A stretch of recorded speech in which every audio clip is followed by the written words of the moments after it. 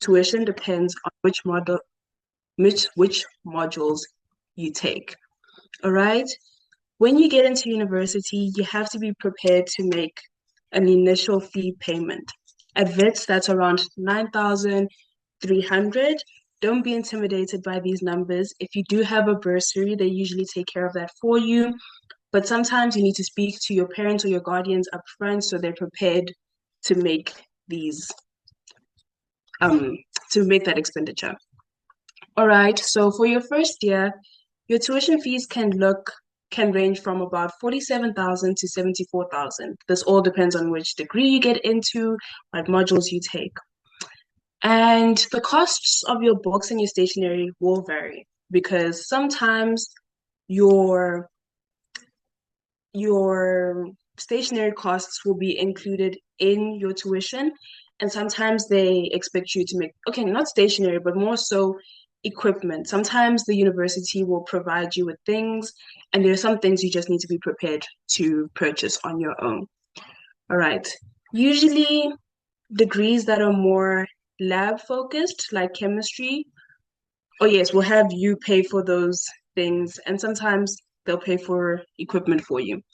Okay, at UJ, non-lab modules can cost up to 59,000, while lab modules can cost up to 83,000.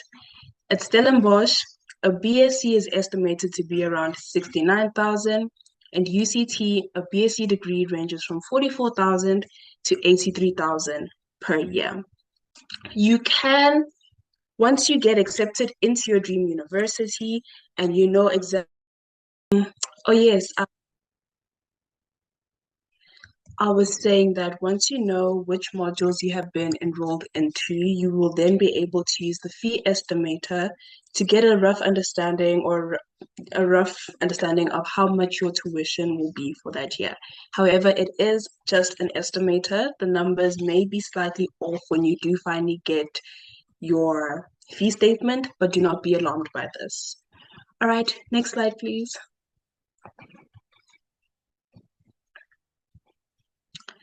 This is just an overview of what your tuition could look like and what your stationery and textbook costs could be.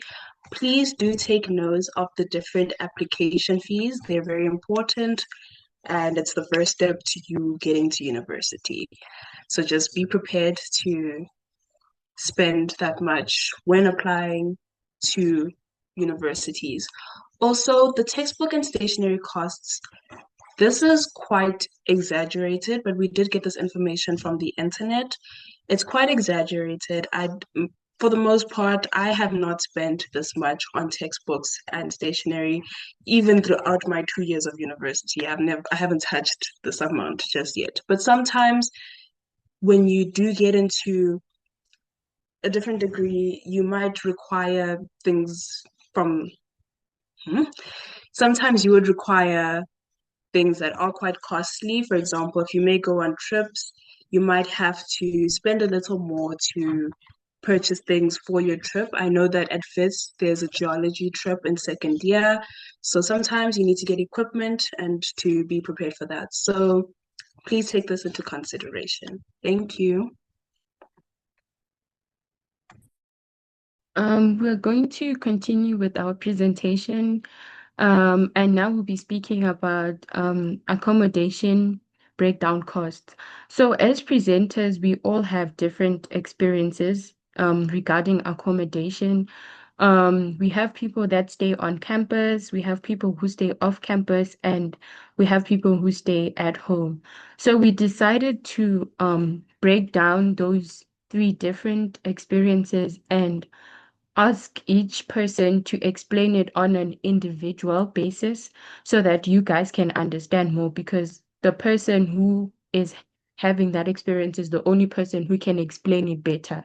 So our first accommodation is going to be on campus, and this is going to be presented by Ofente because this is her personal experience. Hi everyone, my name is Ofenseli Dimo and I'm a first year LLB student, but I'm very excited to be speaking to prospective science students. So I stayed on campus at a female-only res at Wits, and from my experience, these are some of the pros that I saw. It's definitely very convenient to have your lecturers, your library, and just university events. You know, sometimes things come last minute, literally on campus. So just being there when it happens, it makes it easy for you to like to be involved, interact with your lecturers, and also the libraries are always there for you to go and study.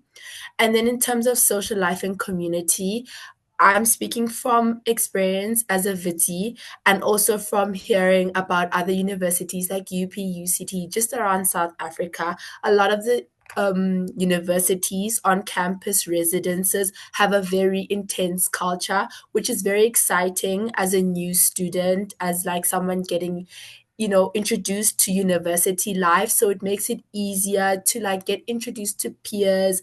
It makes it easier to also join study groups, and you always have someone there around you to talk to and just engage with, especially when things also tend to get stressful with uni life. And then on campus, you get a lot of access to like support services. Obviously, in your res, there will be a culture, a sisterhood, a brotherhood, or just a community, a family at large, people you can like, rely on. But also being on campus, you get access to like mental health resources. On at Wits, we have the CCDU. We also have academic support, and then also there's health support that you can get. Wits Campus Health, and also Wi-Fi and security and safety is very much prevalent when you're on campus, and it's not something you have to stress about.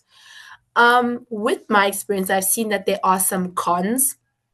That being, you have a lack of privacy. It's very rare that you'll be alone because a lot of the time you're sharing either a room, a bathroom, or a kitchen with other people, which can be a tough time, especially if you're someone who prioritizes alone time. And then like experienced it and see how a lot of universities and on-campus residences, they're very strict when it comes to their rules, curfews and guests that you can have, and rules around noises and the times where you can be rowdy or not, which can feel very limiting along the way. Days are not the same, so that can be very restricting for some people. And then distractions. Obviously, you're always around people, and it's nice being around your friends and everything, but you always need to remind yourself that you're here to study and to learn. And it does make it difficult to maintain your discipline and focusing on your exam and your tests. But hopefully, that won't be an issue for you guys, but that is something that can be considered a con for some people. And then, next slide. And then here, we looked at certain universities once again as a group that we decided to focus on. And this gives you like a bit of a breakdown of what the accommodation costs can look like. Obviously, it ranges, and why we decided to show the ranges is because it depends on if you get a single room, a shared room. Sometimes you get triple rooms, hey, where like there's three people in a room. So that can be a factor in how much it costs to stay on campus. And then meals vary with a lot of the universities, depending on how many meals you choose to have in a week, in a day, and if you decide to have breakfast, lunch, or dinner, those three meals differ on its own. And then a pro of living on campus again is that a lot of universities try and prioritize, alleviating transport costs for students. So a lot of transport is free or is already covered by the university just by you being a student. So that's not necessarily an issue if you have to go to the mall, you want to go check something out. There's always a stop nearby that the university is providing for its students. Yeah.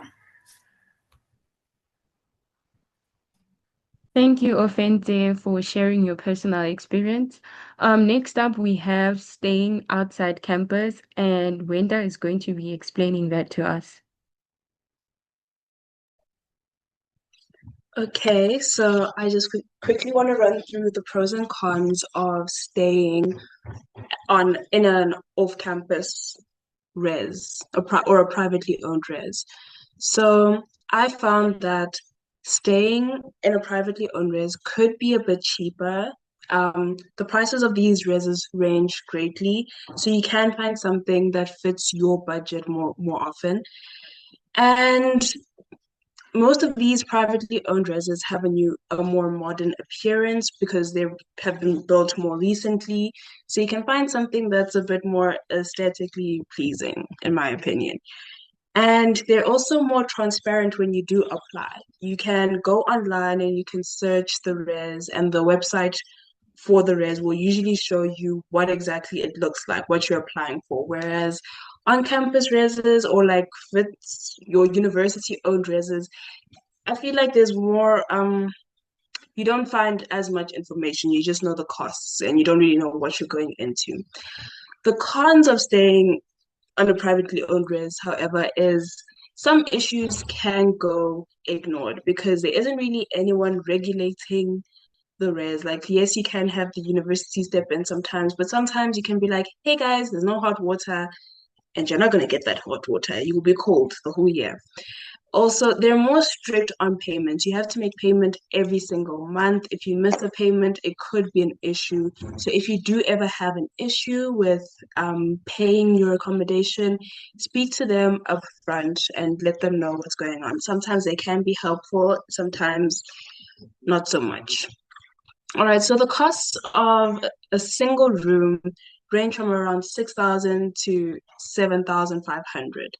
But again, this depends on the res that you're staying at. Sometimes it could go well beyond the amount we've stipulated here. Sometimes it can be a bit less even. So yeah.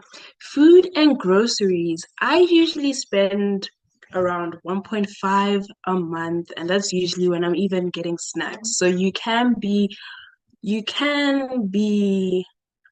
more cost conscious. You can like reduce your costs. And if you like more things, you can spend more. But this is a rough estimate of how much food and groceries cost in a month.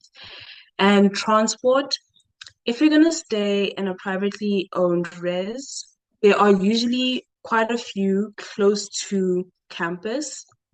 So you can find accommodations that are close and you can just walk to campus.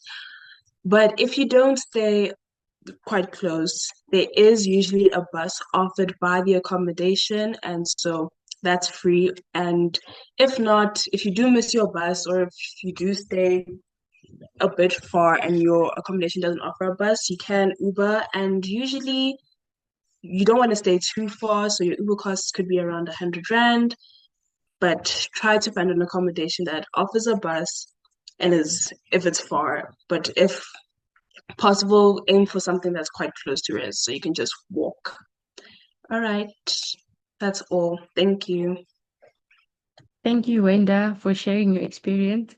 And then finally, I'm going to be explaining um life in university and staying at home. So it has its advantages, but mostly there are disadvantages. So I would advise you guys to stay at res. And the first advantages that I'm going to talk about, the ones that are most important, especially to your parents, is the fact that it's very cheap. It's not as expensive as staying at res because your parents won't have to pay extra money for you to pay accommodation fees at different reses.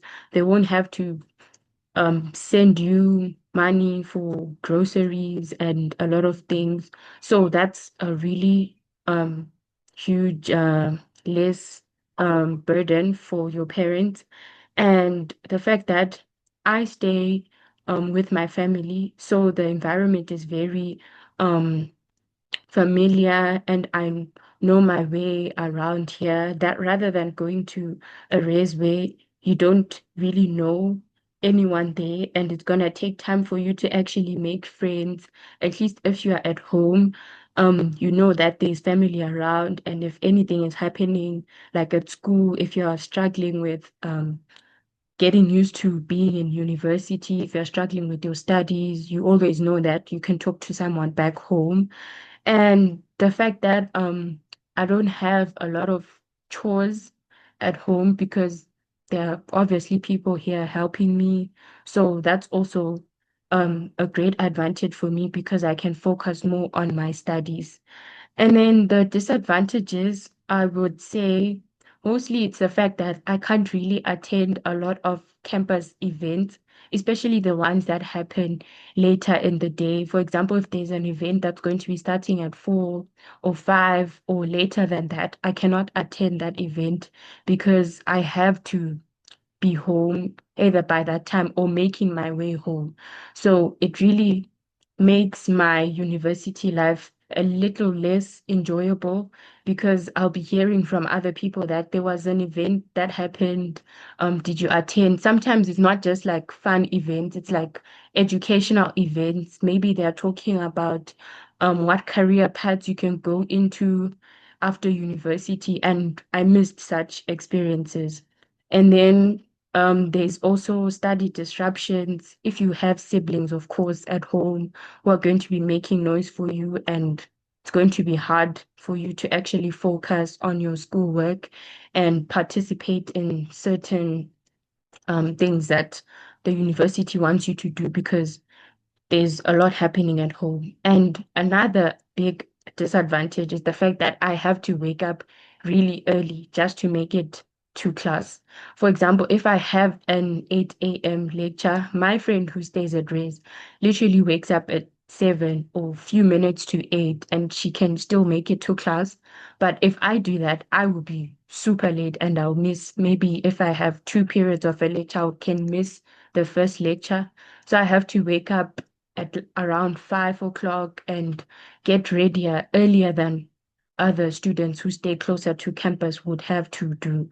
And the fact that my transport sometimes is an issue, using public transport to get to campus, it's not reliable. Sometimes I can get to my bus stop and find that the buses are not available. Then I'll have to try and get an Uber, and it's just too much stress for me. And yeah, basically that I have to get home late as well because as a biology student, I have practicals at least 3 times every week, and practicals always end at 5 p.m. So after that, I have to take long walks to where I take my transport, and I have to wait for the transport. So I might end up getting home at like 7 or around 6, and I'm already tired, and I can't even study. So it's quite a very big disadvantage. So I would advise you guys to try your best to stay at rest because it's very convenient for you as the student because you don't have a lot of stress.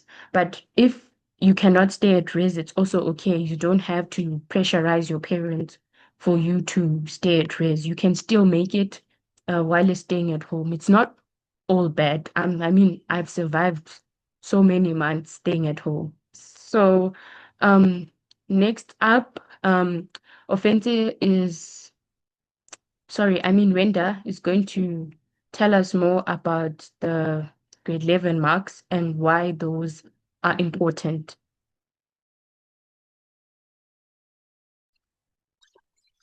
Okay, so your grade 11 marks are vital because this is your foundation, okay? You're basically laying the bricks to your matric. So if you have a good start, you have a good foundation, your matric should go well.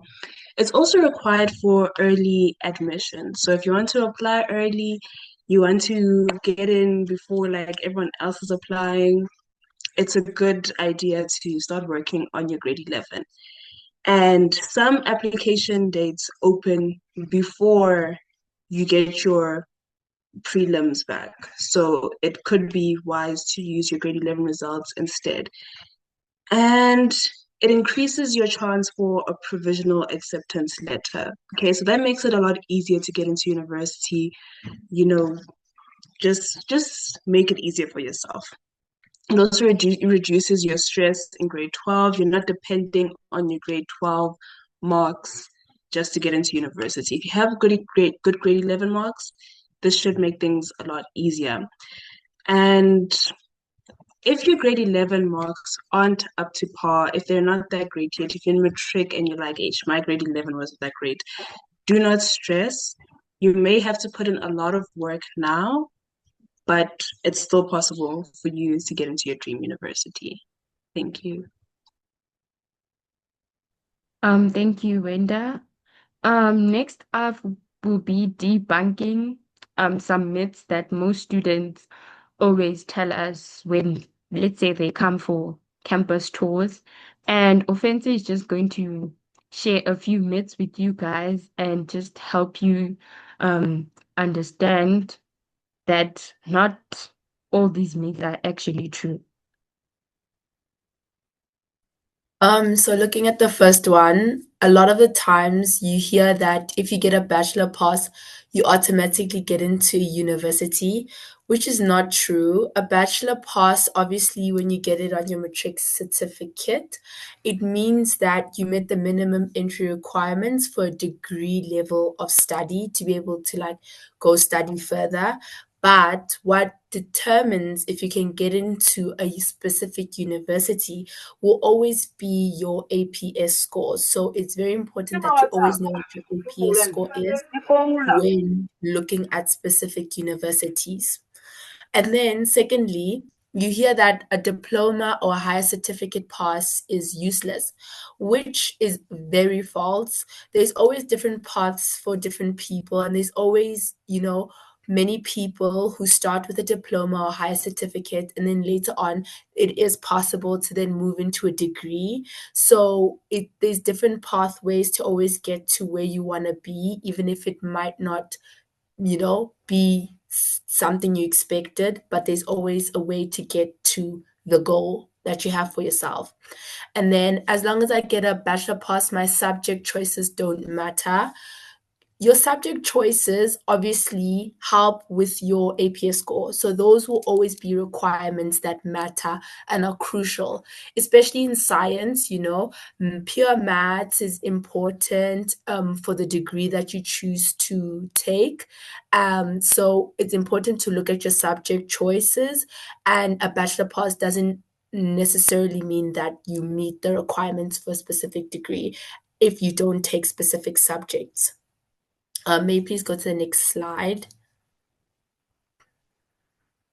And then obviously, if you're in grade 11, just take note of this. But if you're in matric, application deadlines are obviously coming up. A lot of universities have already closed their application deadlines, especially for science degrees that open at the beginning of the year in grade 11. Please take note. They tend to always open beginning. Wits is special. We open at the beginning of March or beginning of April. So that's always around the time that applications open.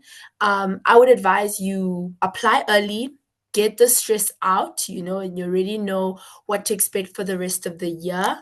But if you haven't applied already, there are some universities, Wits and UJ, to name a few, that have not closed their applications for the science degree. So if you have not, please look into applying for those, as those are still open for you guys to look into. Yeah.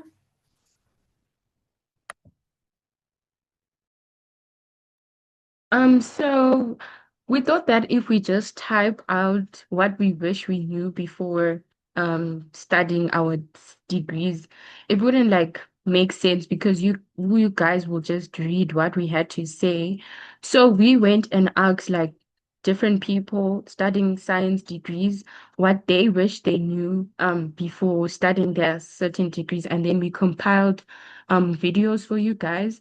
And then after the first video, Wenda and I did basically a day in our lives. And then we just wanted you guys to see the different experiences for people studying different degrees. And then that's the video that I'm going to play right after this one.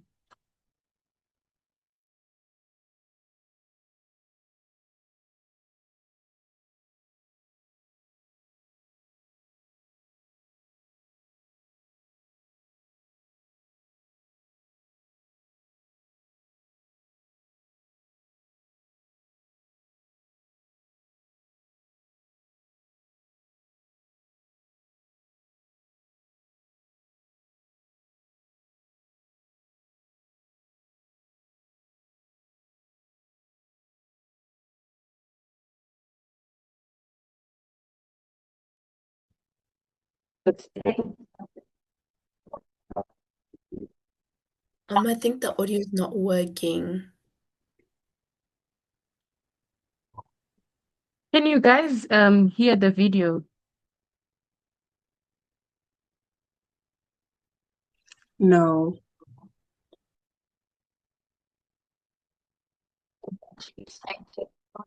Can you hear it now when I No. restart it?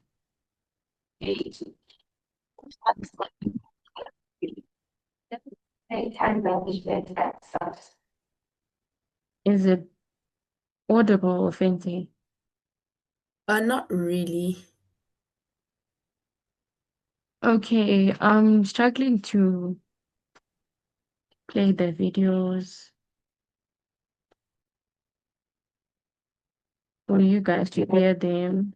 If there's a couple of messages, I'll just send them in the group and then you guys can watch them in your free time. I'm so sorry that you guys could not watch it during the presentation. But I will make sure that I send everything in the group and then you guys can watch it in your free time. And I'm really sorry, but you can watch this one of our day with Wenda because there's not really any talking there. It's just pictures.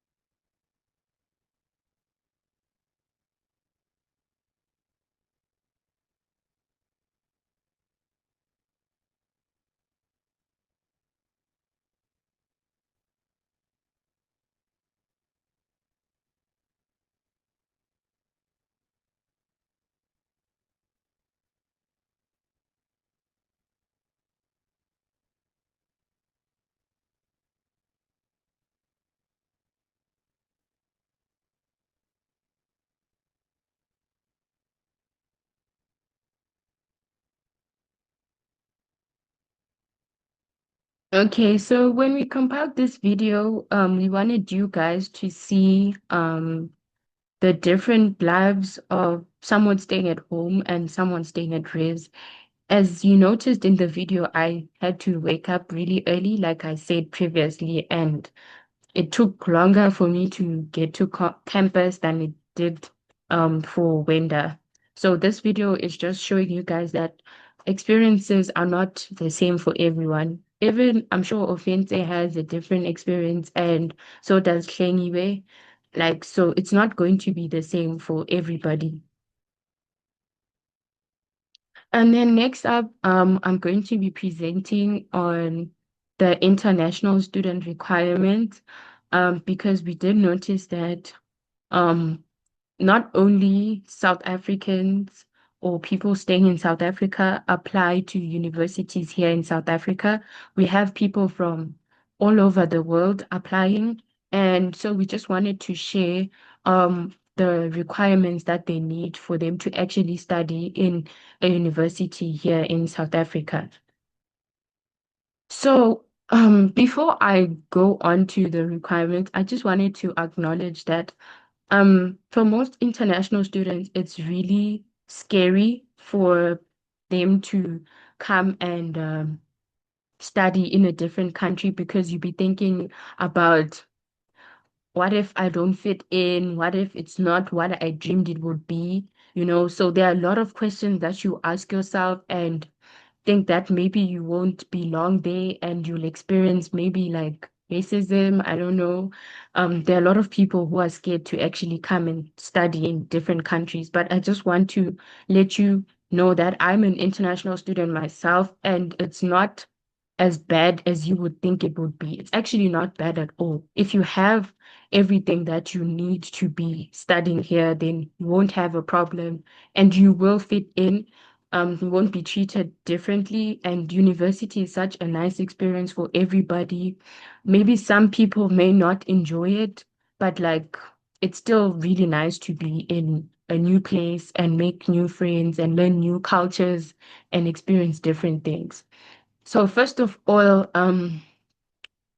after you have collected your results and you've uploaded them on the certain university that you're applying for, you need to apply for a certificate of exemption from the Matriculation Board of South Africa.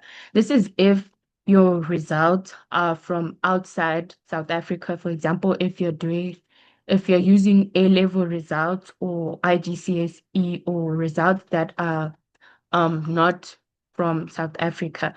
That's why you need to apply for this certificate because they have to know that your results are legit and you're not faking them. So it's a way of them actually checking if everything that you have, like the results you uploaded, it's all correct to the certificate that you uploaded. And then secondly, which is very, very important, you cannot study in South Africa, and I'm sure in most countries actually, without having a study visa. It's very, very important, and you must make sure that your study visa has your degree program and the specific university that you're going to be studying at written on it. So if you are a first-time applicant, you have to apply in your home country. Um, you have to go to the Home Affairs Department at your home country and apply for the study visa to study here in South Africa. They will give you a list of documents that you will need, so you don't have to worry about what you don't have. And you can even search online on the VFS Global website and check the documents that you need. And then if you already have existing study visa, like let's say you are already studying matric or grade 11 here in South Africa and you already have a study visa and you want to change it to the name of the university that you're going to go to, you can apply here in South Africa. You can go to any of the VFS offices. I would advise the one in Rivonia because it's very easy to apply there. And sometimes certain universities have Home Affairs come to that specific university so that you can apply there. So you can like check online which university has that in store, and then you can go and try and apply from there. And please note that you cannot just get there and tell them that I want to learn at Wits or I want to learn at UJ, and then they'll give you a study visa. No, it doesn't work like that. You have to have an acceptance letter or a provisional acceptance letter. So a provisional acceptance is if, for example, if you are in grade 11 and you applied with your grade 11 results and you qualified, they give you a provisional acceptance, which tells you that they've put you in the system, they've accepted you, and if you do well in matric, they you're already on the system and they're gonna take you. So that provisional acceptance is enough for the Home Affairs Department to know that you can actually study in that particular university for the year that you're going to apply for that study visa.